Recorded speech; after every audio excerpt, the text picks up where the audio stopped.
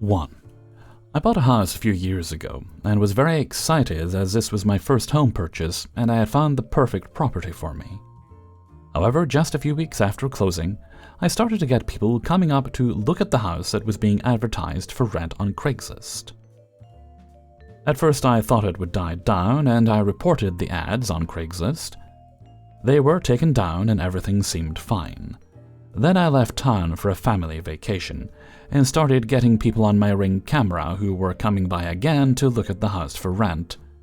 I found out that this is a common scam that is rampant on Craigslist, and there's really not much you can do about it. At this point I went online and found the listings again. I texted the number and started talking with the person who was putting up the fake listings. They had photos from the recent listing and were using a lot of the same verbiage from online postings when the house was being sold. After talking with them for a little bit, pretending to be an interested party, I told them I was the owner of the home and they should immediately stop posting my house online and scamming people. They were asking for an application fee, then telling potential renters they were out of town and would mail them the key after receiving the first month's rent via Cash App. Honestly, I don't know how so many people fell for this obvious scam. The person was not interested in stopping posting my house online and instead accused me of scamming them.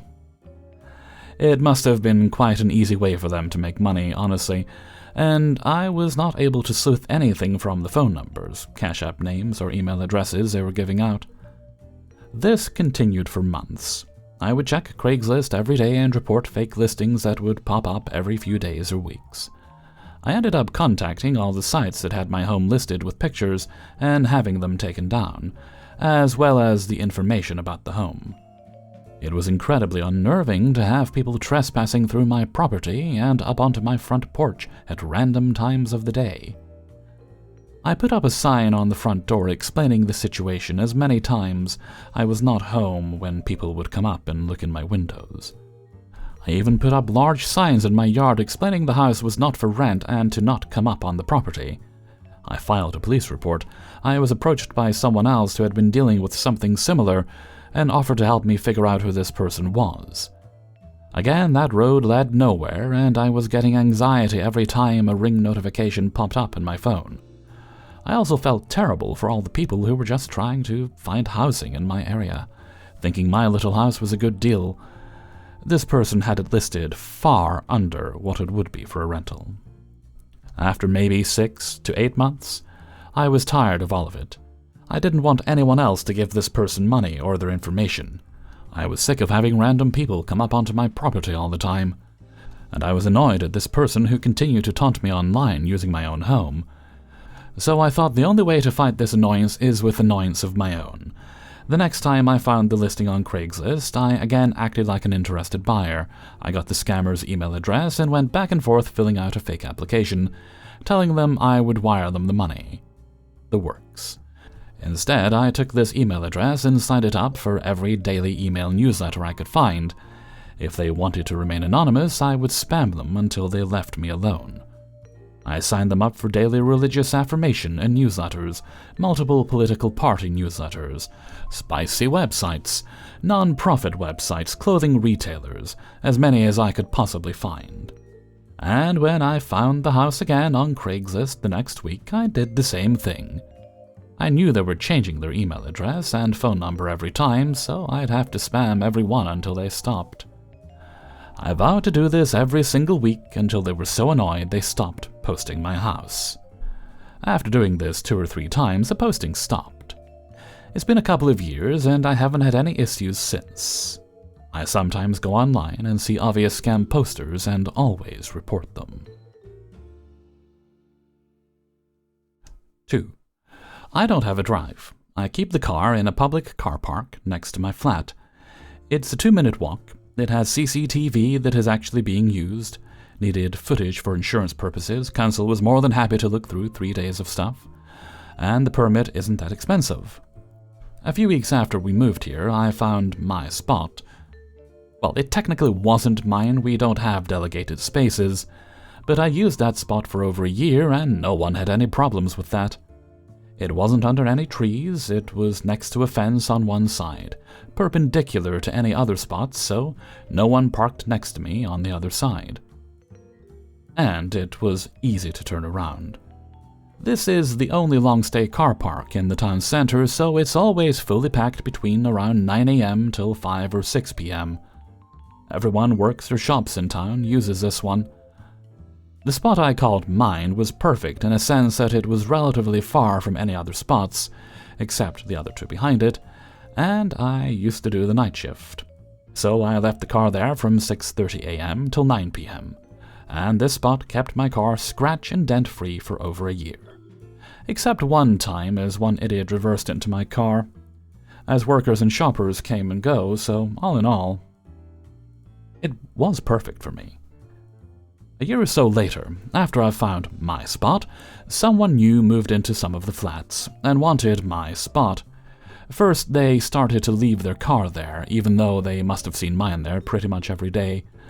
I didn't mind if it wasn't available, I parked in another spot, but if it was empty, as I got home in the morning, I used it as much as I could. When leaving their car there, every now and then, didn't work. They pulled their wheelie bins next to my car. It was strange. But I just put the bins back next to a wall. Next day, the bins were there again. I put them back again. Third day, bins there again. So I wrote them a polite letter and dropped it into their letterbox. The flat number was on top of the bins. And asked them to not put their bins next to my car because if it's going to be windy and the bins scratch my car, they might be liable for the damages.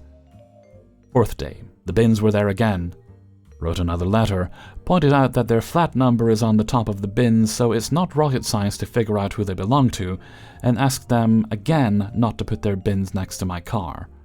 I also pointed out the CCTV in the middle of the car park is actually functional, and I can ask the council to find out who and when puts the bins next to my car, and they might be liable for criminal damages, and since they block my car into a spot in a public car park, they also might be liable for causing an obstruction to the public highway, which again is a criminal offense. Fifth day, the bins were there again. At this point, I was sure that they either didn't speak the language or don't understand my letters, or they just generally don't care about them, so I was moving their bins back to the wall every day. Until bin collection day.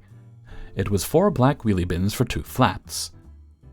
As I got home in the morning, I lined them up next to the fence and then very, very slowly parked next to them, so close that my finger wouldn't fit between my car and their bins. And since I got to the car park at 6:30 a.m., and the bin lorry usually came around 7 a.m., I popped into a Greg's, bought a coffee, sat back into my car, and waited for the collectors. When they arrived, they looked very confused and asked me why I blocked the bins in, so I quickly explained the whole story. They told me that the rule is if they can't reach a bin, they won't come back to empty it, and since my car is, unfortunately, blocking all 4 of those bins, they can't do anything.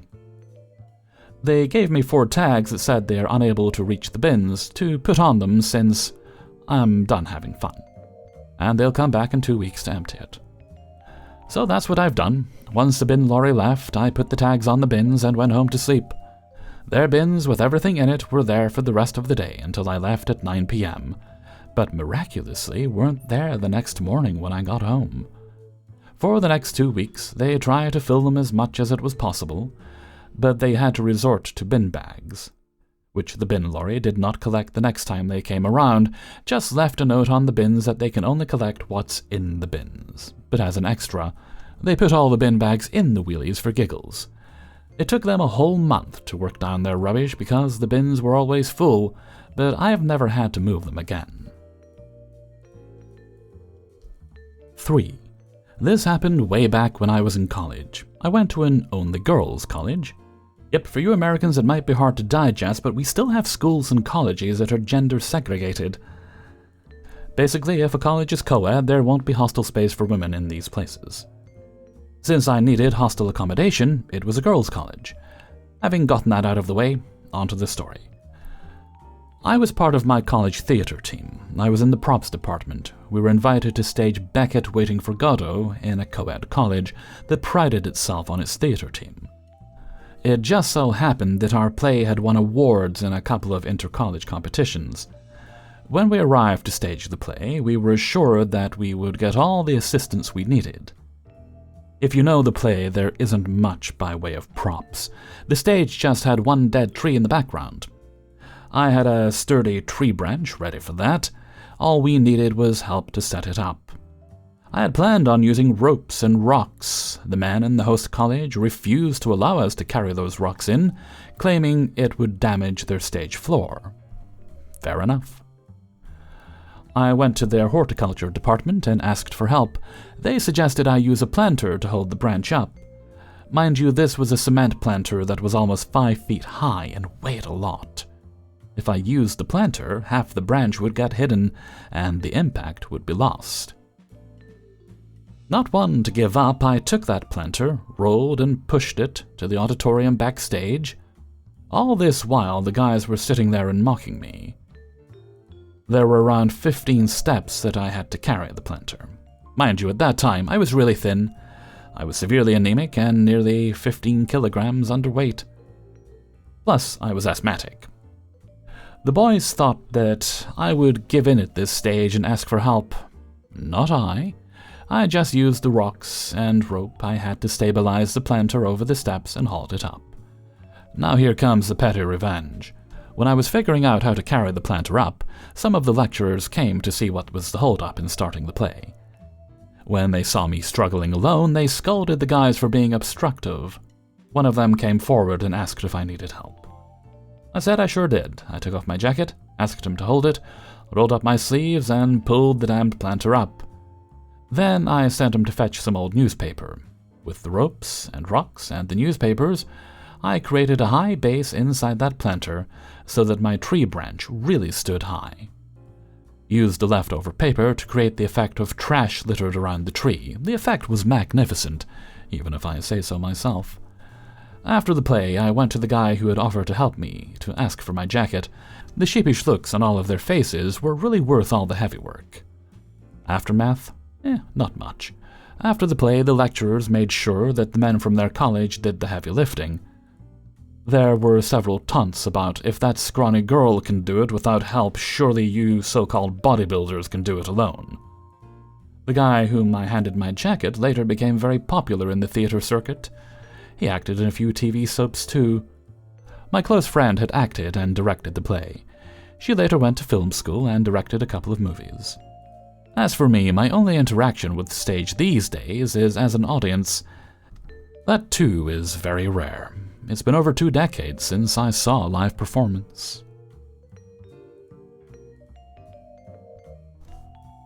4. When I worked corrections, I requested for 2 weeks off. I had been there for years and accrued plenty of paid leave. It was given to me as I had done so months in advance for a personal event. The 2 weeks went by, way too quick. I had specifically lined up my 2-week break to lead into my 2 days off at the beginning of the break, and at the end so I could maximize my time off. However, during my normal off days, a family emergency came up that was quite serious. So I asked for another 2 days off to handle my situation. I was told by my direct supervisor that there was no way she was approving that, because we are only allowed to use 84 hours of leave in one continuous block. Given our rotating written schedules and 12-hour shifts, this equaled 2 weeks. She ordered me to come in the next day, or I would receive a write-up. I didn't argue because I knew she was correct. So I showed up that night and reported for my shift. And much to my surprise, my captain had called out sick, so a relief captain came in to fill her shift. I asked him to give me the next day off after my shift was over. He and I had a rapport given the number of years we've worked with each other previously, and so he looked at the schedule and my leave. He said, "You know you got plenty of leave, right?" "Yes, I know. I just need some of it to handle my business tomorrow." "No, I mean, you've got plenty of leave to take, and yet the roster is filled the next 2 weeks." "Yeah, I just got off a 2-week vacay." I stopped because he winked at me, and it finally clicked. We can only take up to 2 weeks off consecutively. Nothing says we can't take off 2 weeks, come in for, say, an hour, then go home and take off another 2 weeks. So I did, and he signed the paperwork stating, "It's not my shift, screw that," or words to that effect. I handled my emergency literally the next day, and it turned out to not be as serious as we thought, and then enjoyed another paid 2 weeks off from work. It was great. To add to the bliss, I reported back from work to find out that this captain was fired and replaced for some kind of negligence or something. It was a great month. To clarify, the captain I worked for was fired. The captain everyone liked, who let me have the PTO, stayed for a couple more years before retiring. 2. This story is not about me, but my mom. I do know my mother is not nice for this, but I also believe it was deserved, and it definitely counts as petty revenge. It starts when my grandma had to move to a new apartment, because the old house got lost by rather tragic circumstances. The apartment was in a fairly big house in the city center, around 6 floors with multiple apartments on each floor. This is where our main character, my grandma's neighbor, is introduced. The neighbor was making life there hell. She constantly harassed and terrorized the residents of this building. You could always hear her screaming in the hallway at other people, and regularly called the police on others for practically nothing. Everyone that we ever chatted within the building absolutely hated her, but were intimidated by her constant threats and obviously just wanted to live in peace. She had it out particularly for my grandma, framing her for losing or damaging community property and other things she could come up with that never happened. I don't remember everything, as I was pretty young at the time, but I often remember my grandma frustrated, angry, and crying over this woman when my family was visiting. The last thing I remember this neighbor doing is calling the police for yet another petty reason on my grandma, soon after she suffered her second stroke. I remember coming to visit her after an 8-hour travel — we live in a different country — and seeing her argue with a policeman out of all things. My grandma died soon after because of her third stroke. Now starts the tragedy's second part. My mother was obviously devastated by the loss. Nevertheless, life must go on, and so she had to do something about the apartment. My mother owns it, and she didn't want it to stay empty, so she decided to rent it. Before, it needed some renovations. My parents stayed there for a couple of weeks making arrangements for the renovation, and this is when they became the neighbor's new target. Police and local service visited practically every day. This woman was really creative with her accusations of what my mom could be doing wrong or illegally.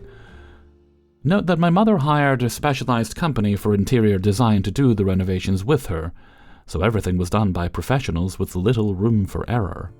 Didn't stop that neighbor. She also got my mother into multiple bureaucratic fights. The first one is when she got my mom into big trouble with the local energy supplier, because she accused my mother of illegally using gas. This was actually a problem because my mom actually unsubscribed from the gas because she renovated the apartment to run solely on electricity. There were more such incidents. This woman really reached out to every authority institution she could think of to somehow frame my mother. Eventually, my mom had enough. She was tired of this constant harassment, and she was obviously still resenting this neighbor for making my grandma's life so hard. She was still grieving. It was time for some petty revenge. My mother is not proud of what she did, but it did get the harassment to stop, and in this moment, she was filled with rage.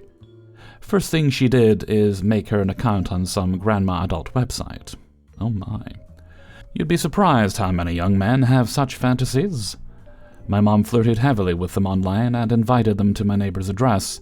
Suddenly her screaming in the hallway was just music to my mom's ears when she was kicking out the confused lads who showed up in front of her doorstep with flowers. She also subscribed her to all kinds of adult and toy magazines of a mature nature.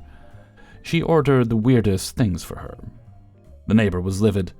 Of course, she called the police and everything, but with her horrible behavior, she had made so many enemies she couldn't find the culprit. Police also stopped taking her seriously because of her regular calls. And one day, not long after that, a wolf really did come to her door. It stopped the harassment. She was so occupied with her own problems, she finally stopped creating them for others. I'm curious what you guys think of this story. My mom is definitely not proud of this, and she didn't continue it for long. She feels bad because she believes this neighbor must have had some mental illness to behave in such a way. She was just so angry. Personally, I don't really know what to feel about this. I'm quite satisfied she got revenge for my grandma. Hellfreezer's note: while doxing is certainly never a good idea, I think given the circumstances, the emotional turmoil your mother was going through, any of us who have lost a loved one knows how bad it can be. I was an adult when my mother passed away, and, well, I still miss both my parents, really. And if someone had been deliberately targeting me to make my life miserable at that time, I don't know what I would have done, but I doubt it would have been a rational thing. So, while yes, I don't think anyone's going to say it was the right thing to do, it did get the problem to stop, and your mother should probably give herself a pass, at least after all these years. Hey everybody, Hellfreezer here, and thank you very much for listening to Revenge is Ice Cream, episode 347. And thank you very much to everybody who allowed me to use their stories in this video. Before you go, please do hit the like button and share the video with friends and families, and your cats and dogs, possibly your hamsters if you have any. And if you, your family, and pets would like to get these videos a little bit early, it's easy to do. Support me on my Patreon page, which is linked in the description. You can do that for as little as $1 or more a month. You'll also find links in the description taking you to the Hellfreezer merchandise store on Teespring, as well as the Hellfreezer Discord if you'd like to join there. We have a nice little community there so people can chat live when I'm not doing streams, and I am in fairly frequently. I may not always comment, but I'm always watching. In a totally non-scary and creepy way.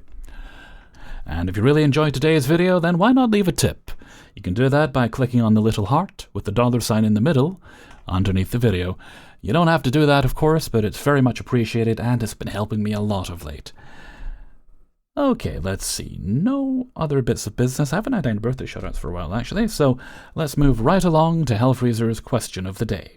And today's question is, and this one comes from my very own Jack, is what is your opinion, or rather, what is, in your opinion, a really underrated villain design that deserves more love?